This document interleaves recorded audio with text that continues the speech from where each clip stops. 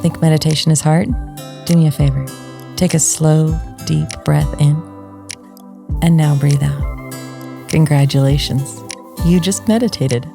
Hi, I'm Krystal Jakosky, and this is Breathe In, Breathe Out, a weekly mindfulness and meditation podcast for anyone ready to own their own shit and find a little peace while doing it. Welcome back to Breathe In, Breathe Out. I'm Krystal Jakosky. I really hope that you enjoyed the body positive meditation that we did last week. I just firmly believe that we all need to find that love and acceptance of self, no matter what form our self physically takes. Internally, we are all amazing and beautiful. This week and for the next couple of weeks, I want to talk about mirrors because this is something I work with throughout my life and with a lot of my clients to just kind of understand a little bit deeper and own themselves a little bit more. Part of this concept is the amazing traits, the beauty that I see in you is also an amazing beauty and a gift that I see in myself. There are always two sides to a coin, and that means that the things that I see in you that really frustrate me happen to be things in myself that I myself need to give attention to and work on. I'm going to go deeper into both of these concepts, and before I do, I just want to give a little disclaimer here. In all of the people that I've worked with, there have been several in the beginning who have rejected this idea that the negative part or the things that really drive me nuts about somebody happen to be something that is a reflection of themselves. And just saying that, I know that there are people listening to this that are going to say, that's a bunch of malarkey, that's a bunch of bull crap, I don't want to listen to this anymore. And I encourage you to just take a breather and walk away and maybe come to this later and try again. There's always something people find and understand. And when you take a minute to step back and step out of the emotional response to it and look at the logical response, it really helps you to own your own shit a little bit deeper and be way more present in life. Every one of us on this earth is here to learn and to grow. Every single experience that you have is an opportunity to learn. It's an opportunity for education. This is really cool because it means that when I meet you and I get to spend time with you, that means there is something that I can learn from you. And I am so excited to learn that. I am so excited to know what new thing do I get to embrace and take in. What do you want to teach me? Because just in our interaction, just in our acquaintance, I have something to teach you, and I'm not talking about you need to come to one of my classes. I am talking about just as a human being, my existence has something to teach you, and yours has something to teach me. What I see in you is what I see in me. The beauty I see in you is the beauty inside myself as well. I had this conversation with my mom a while back. She was struggling, having a little bit of a challenging time, and she and I just kind of started talking about myself and my 4 siblings. So she has 5 kids, and she was talking about us 5 kids. And while she was down, she was also marveling at the resilience of us kids, or the strength of us, or the courageousness, or the creativity. And she was just talking about all of these qualities that each one of us 5 kids had, that she sincerely admired in us. And I let her go off for a little while, and then I just stopped when she was done, and I asked her, hey, Mom, have you ever had a chance to be super confident? Like so-and-so. And she was like, well, yeah. And I asked her to tell me about a time that she was super confident. And there were a couple of them. And I was like, wow, so you mean that trait that you see in my brother is one that you actually carry as well? And she was really kind of surprised at that.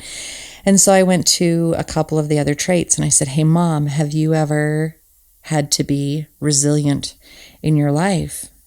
Have you ever had to display that trait? And she was able to give me a couple of examples of when she was. And we got 4 or 5 down the line before she realized what I was doing, because I didn't necessarily totally call her out, but I was just nurturing her and trying to bring her to this understanding. By the time we were done, I had encouraged her. She was feeling much better and she was feeling more positive and lighter. And I encouraged her to go home that evening and to just write down all of these amazing qualities that she sees in other people, and then just post them on her mirror in her bathroom, or post them. She has a dry erase board right in her bedroom that is a giant calendar that my grandfather built years and years and years ago for my grandma. And I said, well, you can totally just write all of these fantastic qualities. Put, I am confident. I am creative. I am resilient. I am all of these things that she sees reflected back to her from other people. And it was just this really beautiful teaching and possible turning moment for her in the idea that she is just as amazing as what she thinks other people are. It was just great. And this is a concept that people can easily grasp. Take a moment and just think of somebody that you truly, sincerely admire. What are some of their traits? What are some of the actions or things about that person that just really make you go, gosh, they are amazing. I'd kind of like to be like that person. Maybe take a second and write those down. Write a couple of them down. And then sit back for a second and think, okay, so in my life, have I had opportunities to be this or that?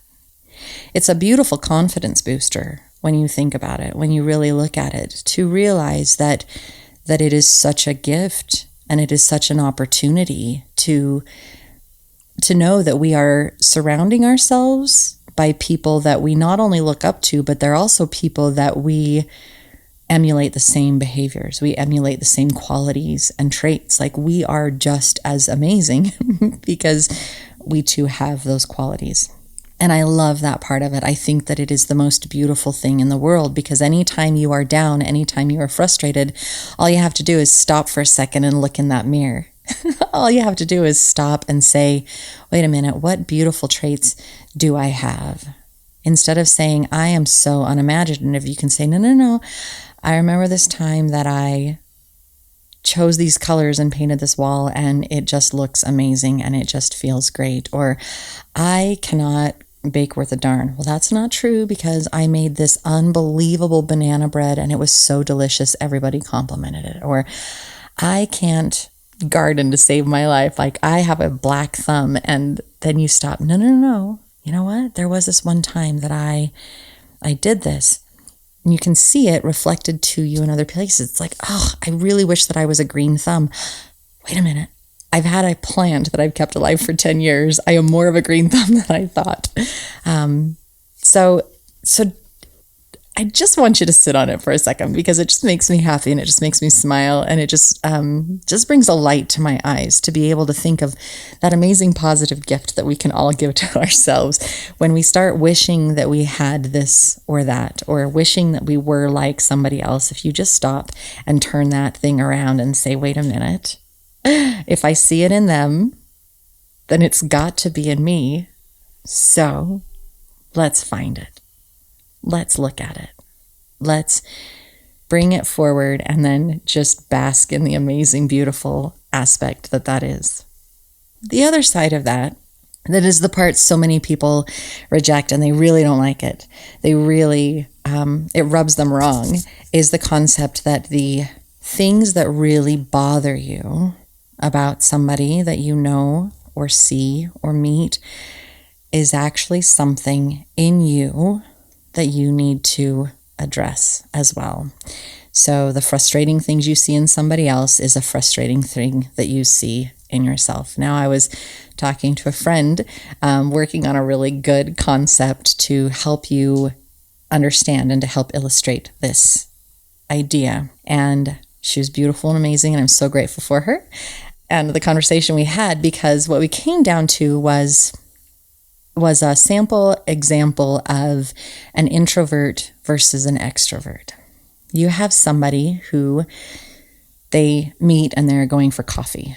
And at coffee, the extrovert just does a lot of talking about themselves. And they just go off and off and off, and they just keep talking about this and that and all these different aspects of their life. And all the while, the introvert is sitting there a little frustrated because they're a little uncomfortable that somebody could talk about them so much, because this is the introverted side. The introverted side would rather just kind of be in their little safe zone and not have to be quite so out there.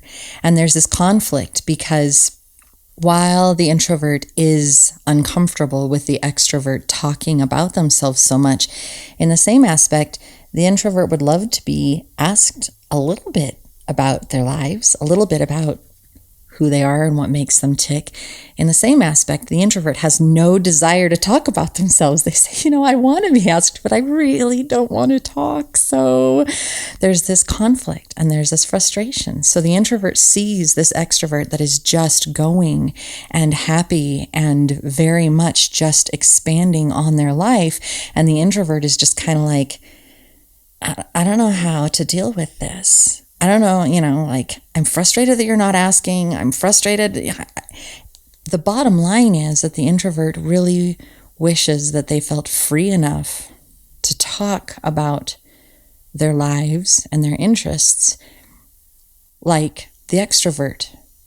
So the introvert is frustrated by the extrovert, and it's because they're confronted by their own fear.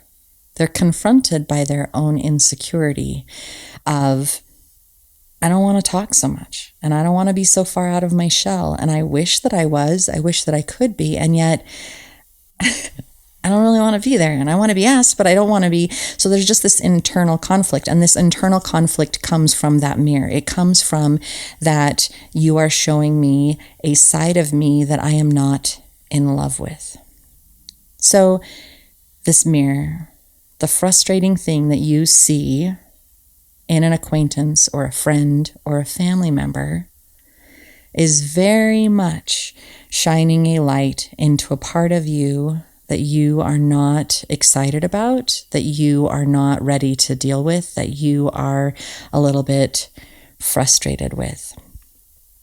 If you can see it that way, if you can step back and say, gosh, that person drives me nuts because they're never on time. What is it about me that bothers me about that?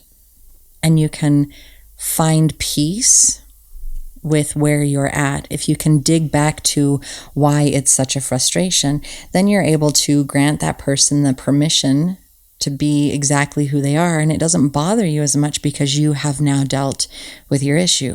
This introvert could recognize, I'm an introvert. I'm okay just being me. I'm okay sitting back and enjoying and letting somebody else talk about all their stuff. Yeah, it'd be nice. And I have the ability to drop in there, yeah, I have this fabulous dog that just makes me laugh and he is so adorable. The introvert has that choice. The introvert has that choice to jump in and add that information, or they can acknowledge and be grateful that they can just sit in their own space and allow the extrovert to carry the entire conversation, because sometimes that's really nice. Sometimes it's really nice to go out for coffee when you're really nervous, especially if you're an introvert.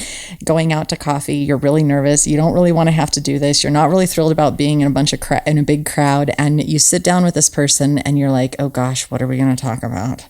I have no clue how I'm going to get through this meeting. And then they're an extrovert and they just keep going, and it could be this immense relief of, oh, thank you. I didn't have to talk. I didn't have to do this.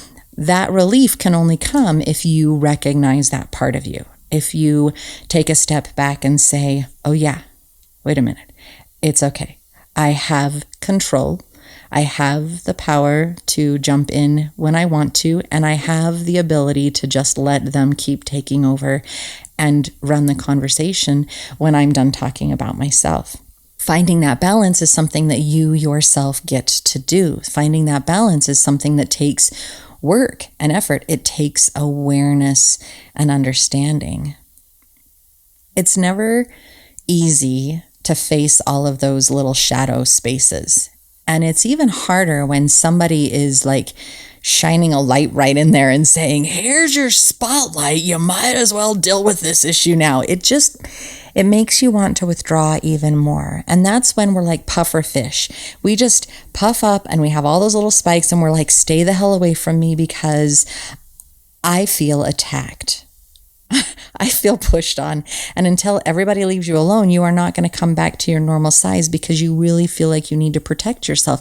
And that is when you're being confronted by all of these other outward influences and you yourself just need a moment to find your center, find your peace and say, no, I'm okay. When you're around a lot of people are going to be showing you this mirror.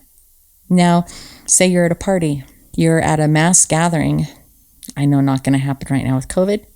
That's going to change eventually. You're in this gathering. Now, think about the type of people that you yourself are drawn to in a larger gathering. Are you drawn to the ones that are laughing and joking and being loud and really enjoying whatever is going on? Or are you more drawn to be a solitary wallflower? What is it about the people that are really communicating and enjoying that really draws you in and that you like? What about those qualities do you like? And what about being more of an observer? Is it that you are more attracted to? Learning and knowing yourself, learning and knowing who you are and what you're about, connecting to all of those little differences and those little beautiful pieces of you is just a starting point to living a more authentic life. It is a jumping off point of owning your own shit and then letting other people feel free enough to do the same thing. So look at the mirror for a second, step back, take it all in and say, hey, where am I at? You and I get along really, really well. And I love that you and I get along really well. What qualities is it that I'm attracted? What qualities am I attracted to you because of? And maybe I'm going to write those down because it's going to be a great thing for me to reflect back. Maybe it's your fortitude. Maybe it's your integrity and the way that you always follow through on stuff. Maybe it's just that you are a get shit done kind of person, and I really love that. Maybe it's that you're really quiet and you remind me that self-care is really important. What is it about that person that brings you joy and warmth to your heart?